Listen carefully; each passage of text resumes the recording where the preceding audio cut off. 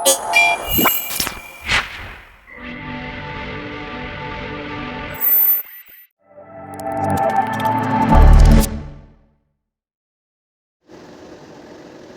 दोस्तों, growth division में स्वागत है। Blue Z health care limited का जो आईपीओ है उसका सेकंड डे का सब्सक्रिप्शन हो चुका है।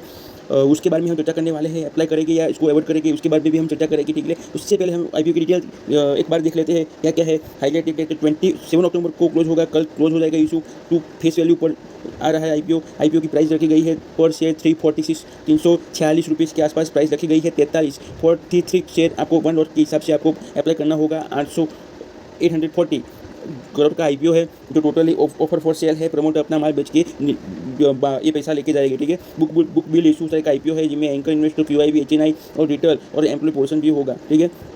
कितना कितना पोर्शन मिलेगा उसके बारे में चर्चा की गई है। क्यूआईबी को मिलेगा 20% मिलेगा क्योंकि एंकर इन्वेस्टर 30% ले जाएगी, ठीक है। 15 एचएनआई को मिलेगा, उसके बाद रिटेल को 30% के आसपास मिलेगा, ठीक है। उसके बाद देख लेते हैं कि किन किन को, देखिए एंकर इन्वेस्टर को 252 करोड़ का जो पोर्शन मिला हुआ है एंकर इन्वेस्टर का, ठीक है। एंकर इन्वेस्टर की लिस्ट देख लेते हैं क्या कहती है एंकर इन्वेस्टर की लिस्ट।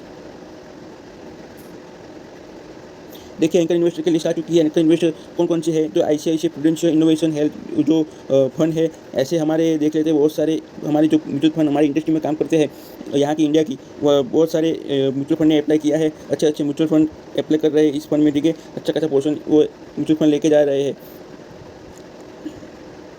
ठीक है। ये तो रहा आईपीओ का जो के बारे में था। अब देख लेते हैं सब्सक्रिप्शन किस तरह का होता है, किस तरह का सब्सक्रिप्शन आया है उसके बारे में चर्चा करते हैं, ठीक है।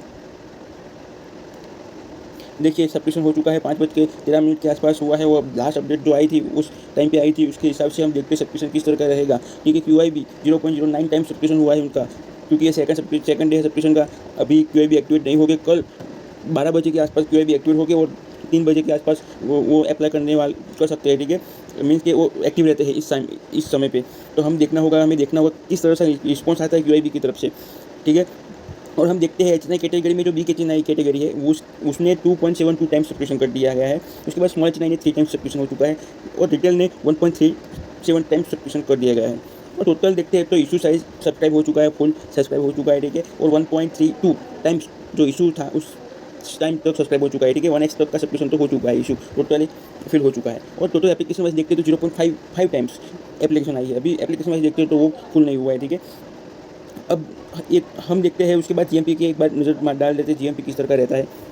अभी क्या है जीएमपी उसका देखिए, उसका हाई लगा था 19 अक्टूबर को 95, जो 27% के हिसाब से हमें प्रॉफिट मिल सकता था। लेकिन हाई लगने के बाद मार्केट में 85 का फिर से एक लो लगा, 24% तक गया। 85 3 दिन तक वो स्टेबल रहा। उसके बाद जब मार्केट में अच्छी खासी गिरावट आ रही थी 23 अक्टूबर को 63%, मीन्स के जो प्रीमियम में अच्छी खासी गिरावट आती है 24 से 80% तक का प्रीमियम हो जाता है।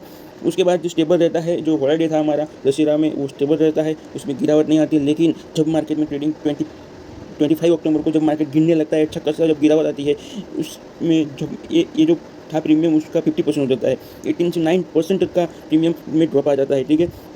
9 से अब देखते हैं 26 अक्टूबर को, जब आज भी मार्केट में अच्छी खासी गिरावट आई है, क्योंकि आज मंथली एक्सपायरी थी निफ्टी 50 और बैंक निफ्टी की, और अच्छी खासी इंडेक्स में और दोनों इंडेक्स में और शेयरों में अच्छी खासी गिरावट आई थी, ठीक है। इस कारण जो इसका जीएमपी में अच्छा खासा फॉल देखने को मिला है। मीन्स के वो खत्म हो चुका है, जीएमपी डिमांड खत्म हो चुकी है, उसकी किल कर दिया है। हमारे जो सेकेंडरी मार्केट का जो फॉल है उसने इस डिमांड को किल कर दिया है इस आईपीओ की। अब हमें डिसीजन बनाना मुश्किल हो रहा है, देखिए। हमें सेकंड डे पे अप्लाई नहीं कर सकते, देखिए। एज अ सेफ्टी और मीडियम रिस्क टेकर हम सेकंड डे पे अप्लाई कर नहीं सकते हैं इस बिहाफ पे। हमें कल देखना होगा मार्केट, हमारा सेकेंडरी मार्केट किस तरह का बिहेवियर करता है, किस तरह से रिस्पांस देता है। कल मार्केट में क्या सेल ऑफ आता है, सेल ऑफ आने के बाद क्या क्यूआईबी का कितना रिस्पांस आता है, एचएनआई किस तरह से अप्लाई करते हैं, ये तीनों हमें देखना होगा कल, ठीक है। देखने के बाद कि 2 बजे से 3 बजे के बाद हमें पता चलेगा कि हमें अप्लाई करना है या नहीं, क्योंकि मोस्ट इस आईपीओ को हमें एवॉइड करना होगा, ठीक है। मोस्ट ऑफ मैं बता देता हूँ आपको, इस आईपीओ को एवॉइड करना होगा। एज ए रिस्क टेकर हो या मीडियम रिस्क टेकर हो या सेफ्टी रिस्क टेकर हो, जिसने भी as a risk taker apply किया होगा ना, उनको भी ये एप्लीकेशन कैंसिल करनी होगी, ठीक है। अपनी जो बीडी कैंसिल करनी होगी, क्योंकि इसके पास जो डिमांड फॉल कर रही है ना, वो अच्छी नहीं है। इस तरह से डिमांड फॉल नहीं करनी चाहिए, स्टेबल तो रहनी चाहिए। गिर रही है, ठीक है, 2% तक, 2% हर दिन 2% गिरती है, तब भी मैं मान सकता हूँ, ठीक है, मार्केट में स्ट्रेंथ, इस आईपीओ में स्ट्रेंथ है। लेकिन इस तरह से जिस तरह से मार्केट गिर रहा है, इस तरह से भी इसका जीएमपी गिर रहा है। इसका ही नहीं, सभी का जीएमपी अच्छी तरह से गिर रहा है, स्टेबल नहीं हो रहा है, डिमांड नहीं आ रही, बायर नहीं स्ट्रेंथ दिखा रहे हैं। इसमें आज भी एक IPO लिस्ट होता है, IRA में एनर्जी का IPO, वो नेगेटिव लिस्ट होता है, उसके बाद 5% तक का फॉल आता है, मीन्स कि 10% तक का नेगेटिव वो इंटरडे में अपना लो लगाता है। ऐसे मार्केट में हम कैसे अप्लाई कर सकते हैं कि मार्केट में जो IPO आ रहा है, ठीक है, ऐसे अप्लाई नहीं कर सकते, सेंटीमेंट खराब हो चुका है। इस तरह से तो रहेगा तो हमें सभी IPO को अवॉइड करना होगा, ठीक है। हम देखते हैं अभी 2 बजे 3 बजे, मैं आपको 2 बजे या 3 बजे कल एक वीडियो बनाऊंगा अप्लाई करना है या नहीं, ठीक है। अभी से डिसाइड नहीं कर सकते, लेकिन हमें प्रिपेयर रहना है कि अप्लाई हम नहीं करने वाले, ठीक है। इस IPO को हम अवॉइड कर सकते हैं, क्योंकि जो सेंटीमेंट बिगड़ चुका है, ऐसे में अप्लाई करेंगे तो हमें लॉस होने की जो कहते हैं संभावना, जो शक्यता होती है वो हाई होती है, कमाने का कुछ भी नहीं, खोने का ज़्यादा। ऐसे में हम स्टॉक मार्केट में काम नहीं कर सकते, ठीक है। कंपनी स्टॉक मार्केट का रूल्स होता है रिस्क टू रिवॉर्ड लेके चलने का, कितना लॉस हो सकता है, कितना प्रॉफिट हो सकता है। अभी ग्रे मार्केट में ही अच्छी डीलिंग नहीं हो रही है, तो हम कैसे एक्सपेक्ट कर सकते हैं कि हमारे सेकेंडरी मार्केट में अच्छा खासा यहाँ पे बाइंग आएगी, ऐसा एक्सपेक्ट नहीं लेके चल सकते, ठीक है। इसलिए हमें कल 3 बजे तक का वेट करना होगा, 2 या 3 बजे, उसके बाद डिसीजन लेके अप्लाई करना है या नहीं करना है। मोस्ट ऑफ अप्लाई नहीं करेंगे, ठीक है।